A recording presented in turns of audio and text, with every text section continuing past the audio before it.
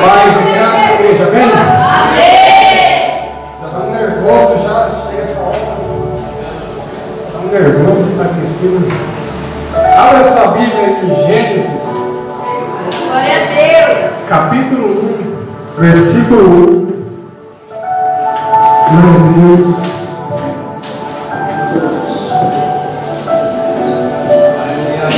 Gênesis, capítulo 1, versículo 1.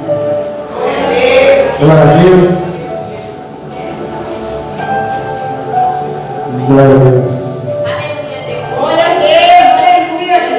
Eu quero falar para você que se você se sente um pecador, se você se sente alguém que não é digno de estar na presença de Deus, se você se sente alguém que errou muito na vida, você está no lugar certo. Aleluia!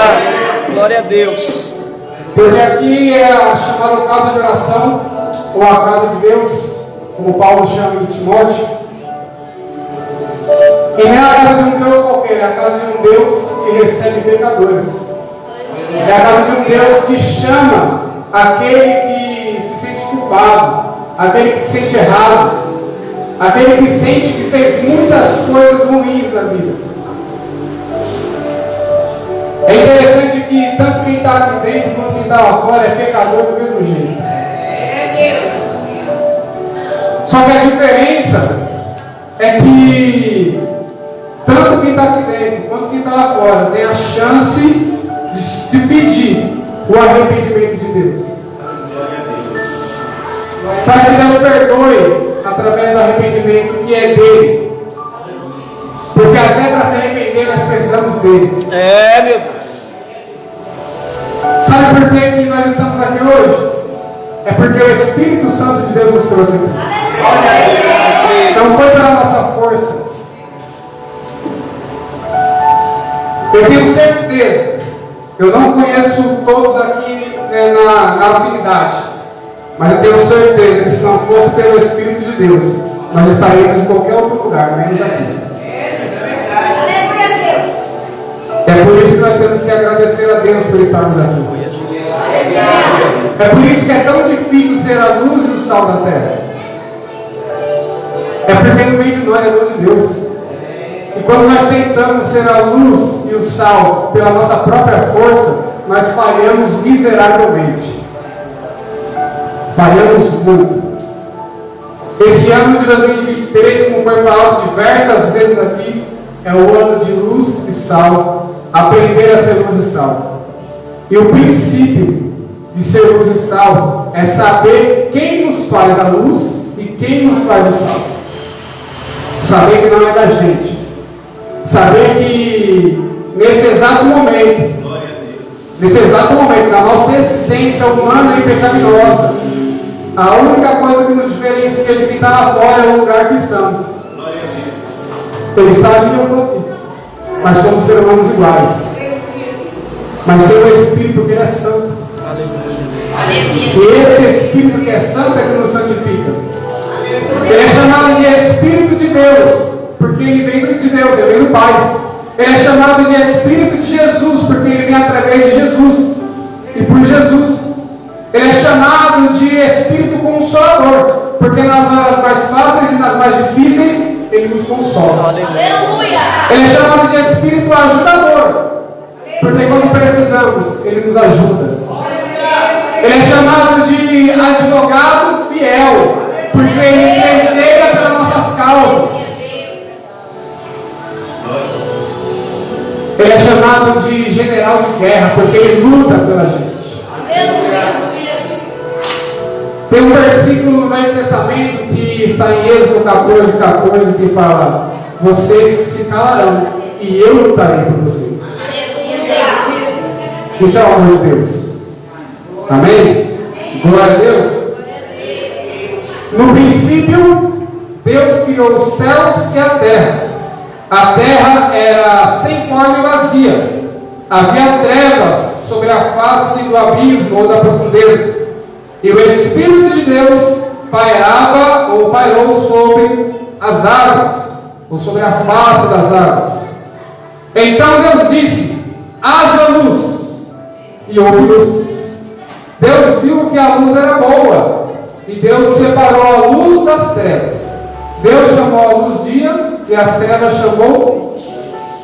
Assim foi a tarde e amanhã um dia. Hoje é o primeiro. Pode sentar em nome de Jesus. Amém? Esses versículos aqui, esses primeiros versículos da Bíblia, ele fala muito sobre o nosso encontro com Deus. Eu queria que você fechasse os olhos nesse momento. Feche os olhos. Todos fechem os olhos em nome de Jesus. Todos fechem os olhos. Não se preocupem, porque espírito imundo algum vai fazer alguma coisa no nosso meio. Porque todos caíram por terra no nome de Jesus. Feche os olhos. Feche os olhos.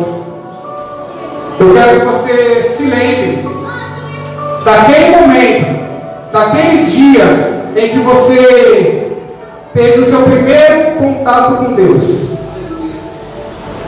o seu primeiro encontro com Deus, aquele lugar onde você estava, seja numa prisão, dentro da cadeia, onde você achou que já não tinha mais jeito de andar, não tinha mais como fazer nada, e você fez aquela oração que você pensou que era a última. Uma oração simples, com poucas palavras, mas cheia de fé e sentimento. Não importa se você estava dentro de uma cadeia ou se você estava num encontro com Deus, que algumas igrejas realizam. Naquele encontro onde você ouviu aquelas palavras que no momento você nem entendia muito bem o que queria dizer, mas que te trouxe uma mudança, uma transformação tão grande. Imagina naquele momento onde você estava, seja num bar, onde você estava ali no meio da bagunça, numa balada, mas de repente aconteceu algo dentro de você que você não entendeu na hora, mas era o encontro com Deus, mas era o primeiro impacto com o Espírito Santo. Posso até ser que você não veio de primeira, mas esse foi o seu primeiro encontro, o primeiro impacto com Deus. Eu quero que você lembre desse momento. Continue com os olhos fechados. Continue com os olhos fechados. No princípio Deus criou os céus e a terra. A terra era sem forma e vazia. Nesse momento em que Deus te encontrou, você estava sem forma e vazio. Eu acredito que não era somente eu que sentia isso. Eu acredito que você também se sentia sem forma e vazio. E havia trevas sobre a face do seu abismo. Mas Deus ele fez algo com você. Ele disse: haja luz. E houve luz. E não somente Deus, mas você também compreendeu que a luz era boa. E hoje você está aqui. Pode abrir seus olhos em nome de Jesus. Eu quero que você entenda isso. Que cada um de nós, quando tivemos um encontro com Deus, nós éramos sem forma e vazios. Mas era totalmente vazio. E nós tentávamos preencher esse vazio. Uns tentavam com drogas, outros tentavam com bebidas, outros tentavam com baladas, outros tentavam com mulheres, em prostíbulos, seja o que for, mas tentavam preencher esse vazio. Tem um rapaz que ele fala que esse vazio tem o formato de Deus. Ninguém sabe qual é a forma de Deus, mas tem o formato de Deus esse vazio. É como, imagina um quebra-cabeças e está faltando uma peça. Você pode comprar vários outros quebra-cabeças, você não vai achar uma peça que se encaixa ali e complete a figura, porque tem uma peça que se encaixa, e essa peça se chama Deus. Aleluia, Jesus. Mas o interessante é que essa peça nós não conseguimos encontrar pelas nossas próprias forças. Deus é quem nos encontrou. É por isso que Paulo fala que ninguém deve se vangloriar, porque aquilo que você tem foi dado. É por isso que nós não nos achamos melhor do que ninguém, porque somos tão pecadores quanto aqueles que ainda não tiveram encontro. Ainda não tiveram encontro. Quem aqui, se tivesse a chance, teria um encontro com Deus antes? Fala assim: se eu tivesse a chance, eu sou convertido há 8 anos, mas se eu tivesse a chance, seria muitos e muitos anos. Ah, eu sou convertido há 1 ano, mas se eu tivesse a chance. Aleluia, Deus. Só esse, se eu tivesse a chance, te mostra que não vem de você. Porque se viesse de você, teria vindo antes. É dom de Deus. Quando se fala de sal e luz, como escrever aqui, ficou bem bonito. Sal e luz. A gente sempre lembra de Mateus 5, 13 a 16. Sempre. Mateus 5, do 13 a 16. Porque aqui fala claramente que sal é a luz. Mas tem muitas outras passagens que nos remetem a isso. Em uma dessas passagens, 1 Coríntios capítulo 1, no princípio. Eu quero pegar só essa parte aqui antes da vírgula. No princípio. Eu quero trazer essa mensagem hoje. Não eu, mas Deus. Somente nessa parte aqui, ó. No princípio. Amém? No princípio. Esses símbolos aqui que vocês estão vendo aqui no telão, meio estranhos. Acredito que muitas pessoas não sabem o que é isso. Essa palavra aqui se chama Bereshit, em hebraico, e significa no princípio. Bereshit, no princípio. Porque em hebraico, essa primeira parte se fala Bereshit bara Elohim, no princípio Deus. Eres Hashamayim, criou os céus. Veret Hashet, e a terra. No princípio Deus criou os céus e a terra.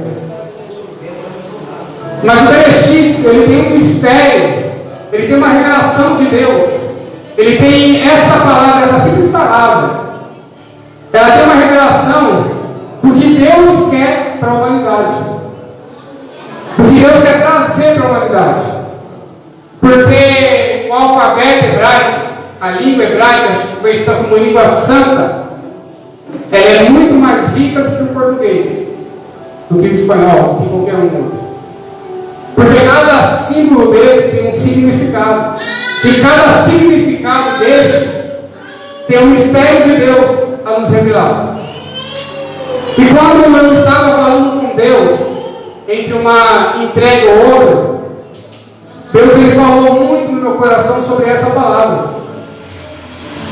Sobre essa palavra que para nós soa estranho, Bereshit. Quem já ouviu essa palavra? Sou estranho, Bereshit. No princípio. Eu acredito que depois de hoje você nunca mais vai esquecer essa palavra. Eu acredito. Bereshit. No princípio. Porque Deus, ele é Deus do princípio. E quem estava no princípio com Deus? Jesus, que é a palavra. E sem ele, nada do que foi feito. Glória a Deus. Ele era a luz, e a luz é a vida dos homens. Você entende o que João quis dizer? Isso está em João capítulo 1. Evangelho de João capítulo 1. Você entende que a luz, Jesus é a luz, e a luz é a vida dos homens? Sem Jesus não tem vida. Glória a Deus. Glória a Deus. Sem Jesus não tem vida. Quando não conhecíamos Jesus ainda, estávamos mortos. Mas sabe por que nós não podemos sair por aí acusando as pessoas que não conheceram Jesus ainda? Porque eu quero que você imagine comigo, chega no cemitério, olha para o morto e pergunta para ele: você está morto? Ele vai te responder? Sim ou não? Porque ele está morto. Ele não consegue te responder, ele não tem consciência. Ele não tem vida. Eita Jesus. Ele não tem consciência. O pecado, ele vem a partir da consciência. Se não tem consciência, não tem pecado. E a palavra diz que Deus não deu tempo da ignorância. Então não tem como você acusar alguém que não conhece Jesus ainda, porque não tem consciência daquilo que faz. Plena consciência, consciência divina. Então não tem como eu chegar aqui e dizer quem vai ser salvo e quem não vai ser. Não tem como fazer isso. Mas, se você encontrar um Lázaro da vida e perguntar para ele: e aí, você ressuscitou? Ele vai te responder: ressuscitei em nome de Jesus.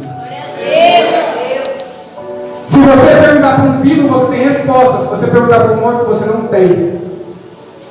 Então, enquanto estávamos lá, mortos, qualquer um que viesse falar alguma coisa para a gente, nós iríamos pegar 7 pedras, porque não tínhamos consciência disso.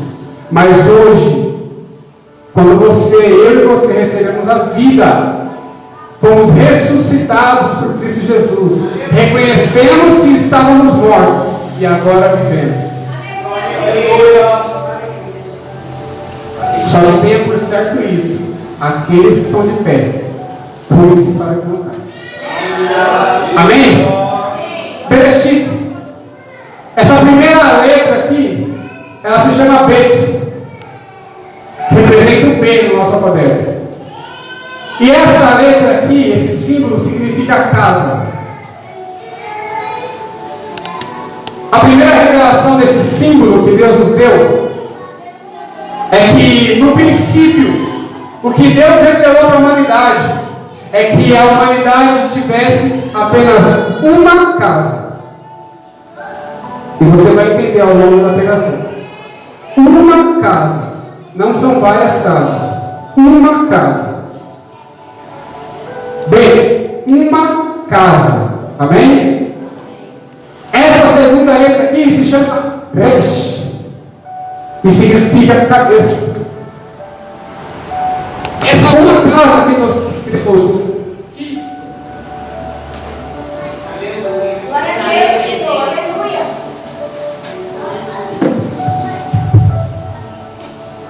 Glória a Deus. É um levante. Falha técnica. Resh significa cabeça. Essa uma casa que Deus quer que a humanidade toda tenha, não é uma casa bagunçada, não é uma casa desordenada, é uma casa que tem um cabeça. E a casa que tem um cabeça prospera. Quem é o cabeça? Quem sabe? Quem sabe isso? Jesus. A igreja é o corpo, Jesus é o cabeça. Essa casa que Deus nos revela no princípio tem um cabeça, que é Cristo. Essa terceira letra aqui se chama Aleph. É a primeira letra do alfabeto hebraico. Aleph significa fogo em uma de suas traduções. Significa força também. Aleph significa força. Essa casa, ela tem que ser uma casa coordenada por um cabeça. E se essa casa se sujeitar ao cabeça, que é Cristo, ela vai ter força. Porque Deus vai olhar para essa casa e vai se alegrar.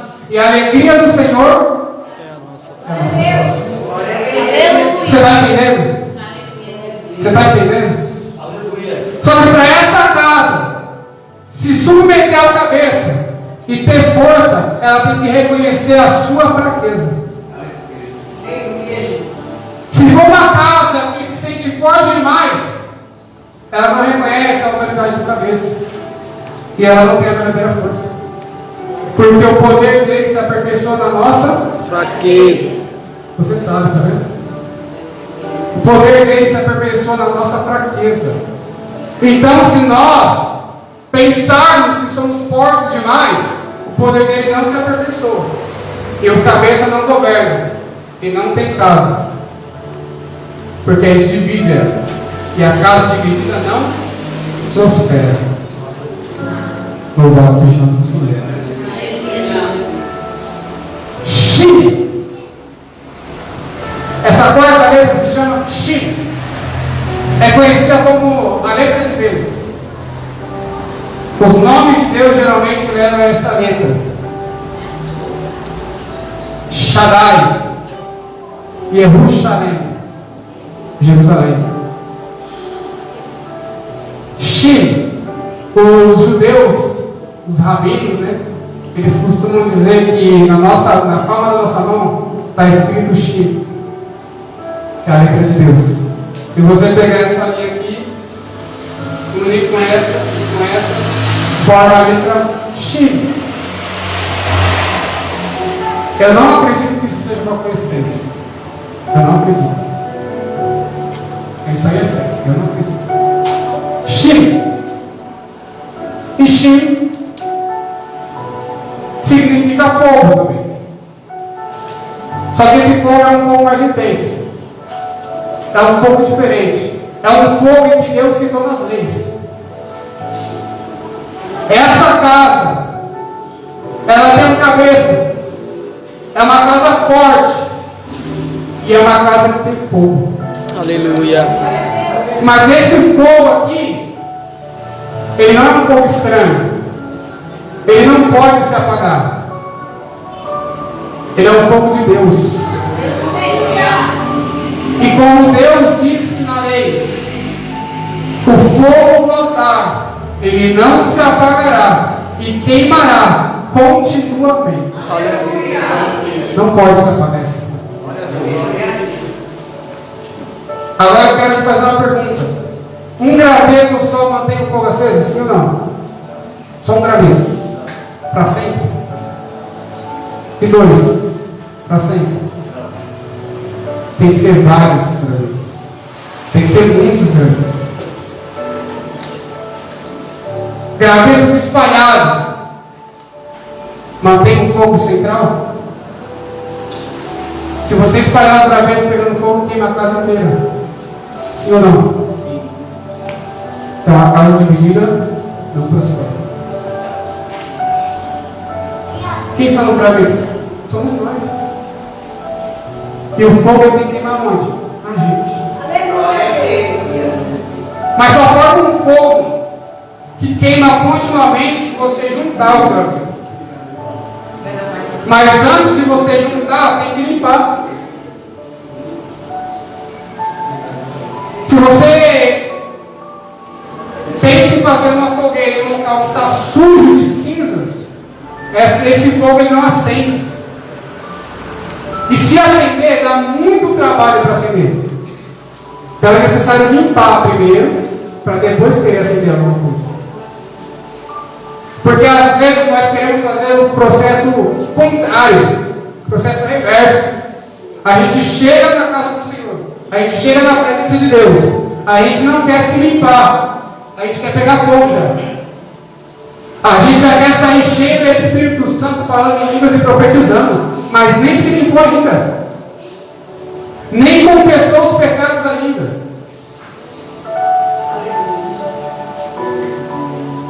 Eu estava falando com Deus, fazendo as entregas, eu pareço um doido em cima da moto, falando com Deus e louvando, e passo pelo pessoal, o pessoal acha que pensa que eu sou doido, falando sozinho. E quando entra no mistério e fala em línguas, também em cima da moto. Acho que eu assusto alguns esse ano, mas glória a Deus por isso. Mas eu fico feliz quando isso acontece, porque eu sei que não é de mim. Não é porque eu sou o Henrique ou o evangelista que tem isso, mas é porque Deus teve misericórdia e derramou o Espírito dele ali. E Ele coloca esse Espírito, que é uma riqueza, em vasos de barro, para que todo mundo olhe e veja que a glória é de Deus. Todo mundo. Uma vez, há muito tempo atrás, eu falei: se você colocar uma câmera na minha casa 24 horas, você se desvia, acho que no mesmo dia, se a sua fé estiver apoiada em mim. Colocar uma câmera lá, você desvia no mesmo dia, porque você vai ver o quão falho eu sou. É por isso que as riquezas do Senhor é depositado em um vaso de barro, para que a glória seja dele, sempre dele, para que o fogo não se apague, para que a força continue reinando na casa, para que o cabeça continue governando a casa, para que a casa se mantenha edificada. Sem o cabeça não tem casa. Sem o cabeça não tem força. Sem o cabeça não tem fogo. Amém? Glória a Deus. Essa vírgula aqui em cima aqui é uma letra também. Se chama Yud. Significa unidade. Significa unidade. Acredito que aqui você já está entendendo. Unidade. Eu já falei aqui que a casa dividida ela não prospera. Ela não prospera. Eu quero te lembrar essa palavra, Bereshit, que significa no princípio. Isso aqui é princípio de Deus. Para a humanidade, não é só para mim e para você. Não somos melhores do que ninguém, nem mais bonitos que ninguém. É para a humanidade. Quando Deus ele olha lá do alto, ele vê todo mundo. Ele não vê só eu e você. Eu sei que tem muitas músicas hoje que o pessoal chama de louvor, que colocam o ser humano no centro. Né? Isso aí se chama antropocentrismo. Uma palavra mais difícil de falar, mas se chama isso aí. E coloca o ser humano no meio, no centro. E isso é perigoso. Você se sente a primeira bolacha do pacote, porque a última está quebrada. É a primeira. Tinha um negócio no meu tempo de escola, tinha uma superstição de escola, né? E quem pegasse a primeira bolacha do outro ia roubar o namorado do outro, o namorado do outro. Tão importante que é a primeira bolacha. A última está quebrada. Ninguém quer. Esse tipo de música nos remete a achar que nós somos sublimes e especiais, mas de uma forma majestosa, de uma forma celestial. É como se Deus parasse o céu inteiro para adoração, para me adorar, porque meu filho machucou a unha. Eu vou lá. Não é bem assim que funciona. No mundo vocês vão ter aflições, disse Jesus. Mas tenha bom ânimo. Eu venci o mundo, disse Jesus. Em outra passagem ele fala assim: se chamar o dono da casa, o cabeça, de Beelzebu, imagina o que chamarão os domésticos, os filhinhos. Sabe o que é Beelzebu? É o príncipe dos demônios. Chamaram Jesus de príncipe dos demônios. Se Jesus foi chamado de demoniado, de príncipe dos demônios, imagine você. Imagina. Aí acontece qualquer interferência na nossa vida, nos nossos planos, a gente já quer se frustrar, já quer se acabar, já quer se quebrar. E quando eu falo, você me coloca no meio também. Porque a parte mais fácil do Evangelho é falar. É mais fácil também aqui falar. Viver é bem difícil. Por isso eu me coloco no meio quando eu falo as coisas. E aí acontece qualquer coisinha na nossa vida, pronto, a gente já quer se desesperar, já quer falar que Deus não me ama, aí começa a procurar pecado na gente, como se até agora não tivesse. Cheio de pecado, está procurando ainda. Se for por causa de pecado, nem aqui a gente teria, nem aqui a gente estaria. Aleluia! Você tem uma revelação de Deus. A palavra fala assim que Deus olhou de lado alto e não achou nenhum justo sequer. Ninguém que fizesse o bem, ninguém que temesse a Deus. Todos pecaram e todos foram separados da glória de Deus. Não foi alguns.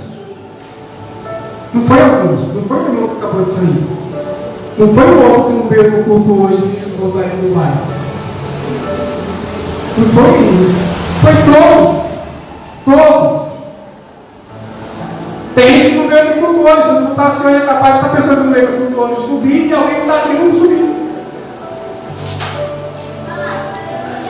Se fosse a igreja, o templo, que garante salvação, eu moraria aqui. Ia ser mais fácil. Pronto, só morar lá já é mais fácil. Mas não. Porque nos garante a salvação primeiro, o sacrifício da cruz. Sem sacrifício, qualquer outra obra, então. Segundo, persistir dentro do sacrifício da cruz. Crer.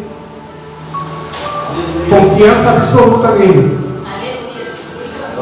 Saber que não vem de você, é dom de Deus. E as obras, as boas obras, são consequências. São consequência de um pecador arrependido. Você não faz boas obras para ser salvo. Você faz boas obras porque você é salvo. Aleluia. É gratidão. Quem mais foi perdoado, mais amou, disse Jesus. Porque quem mais foi perdoado é quem mais errou na vida. E quem mais errou na vida carrega um sentimento dentro dele chamado gratidão. Você olha para você mesmo e fala assim: se eu fosse Deus, eu tinha me condenado. Se eu misericórdia, se eu fosse Deus, eu tinha me condenado. Mas aí você carrega um sentimento chamado gratidão. E é esse sentimento que te impulsiona a fazer as obras de Deus. Não é para ser salvo. Ah, vou fazer isso aqui porque eu vou ser salvo. Eu vou dar o dízimo e a oferta porque eu vou ser salvo. Não, eu vou lá na ponte, lá não queria não, porque eu não gosto de chegar, mas eu vou lá porque eu vou ser salvo. Não é assim não. Porque se for assim, você está no caminho errado. Não está no caminho santo. Mas é um sentimento que nos impulsiona.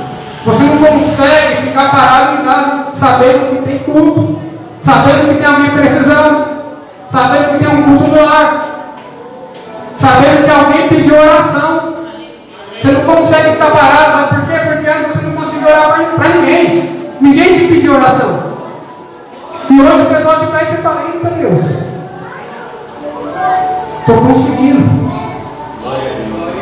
Pelo Espírito eu estou conseguindo.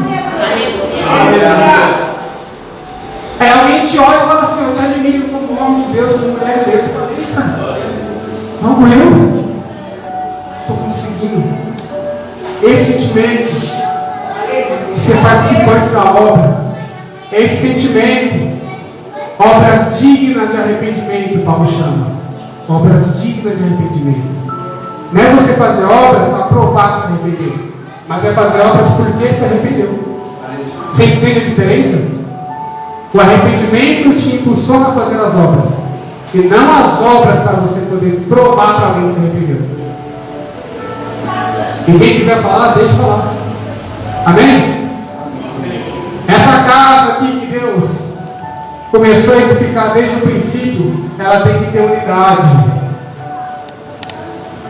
Ela tem que ter a unidade. Ela tem que ter fogo, mas é um fogo de Deus. E esse fogo está escrito na palma da sua mão. Olha aí para sua mão de novo aí, que eu vi o pessoal olhando. Olha aí para sua mão de novo. Lembra aí dessa letra aí na sua mão. Quem conseguiu identificar o X na mão? Quem conseguiu? Pega a caneta, faz igual quando era criança, chega em casa e risca. Aí você vai conseguir ver melhor. X. X.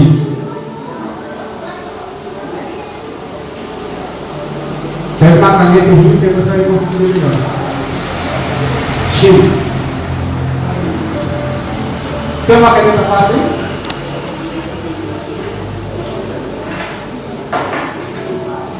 Não, pega da Luísa aqui.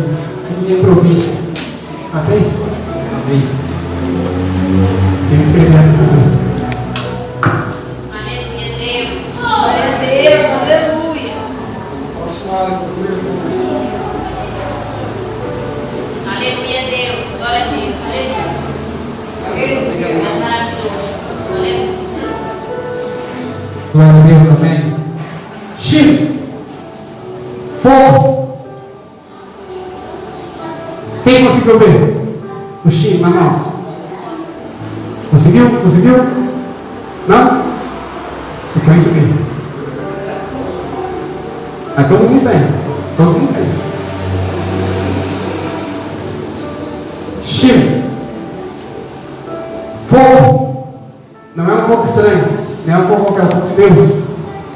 Já vamos para aquela letra aí já. Se chama Tav, aquela letra. Tav.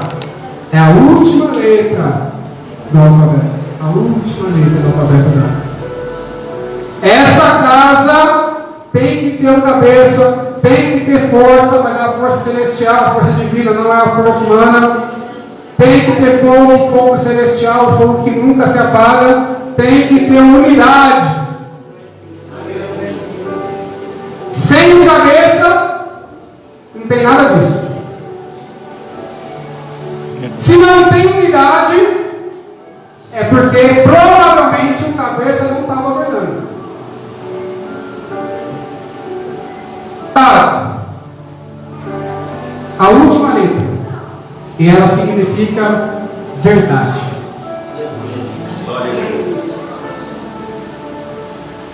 Verdade. Para fechar com chave de barro. Verdade.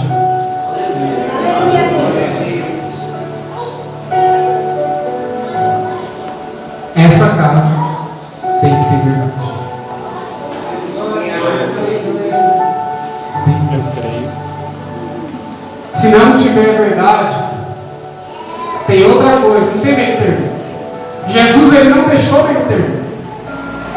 Quem não é verdadeiro é mentiroso. E quem é mentiroso é filho de quem? Isso aí é a palavra que está dizendo. O próprio Jesus disse. Ele é o pai da mentira. Aí ele fala assim para os fariseus: se vocês fossem filhos de Abraão, fariam as mesmas obras que Abraão fez. Mas por quanto agora vocês buscam me matar, vocês fazem as obras do vosso pai. Porque Satanás é homicida desde o princípio. Enquanto Deus estava arquitetando esse plano aqui, Satanás já era homicida, já era assassino, já tinha isso dentro dele. Só não tinha pessoa ainda aqui para ele matar, mas já tinha isso no coração dele. A gente começa edificando a casa e a gente termina com a verdade.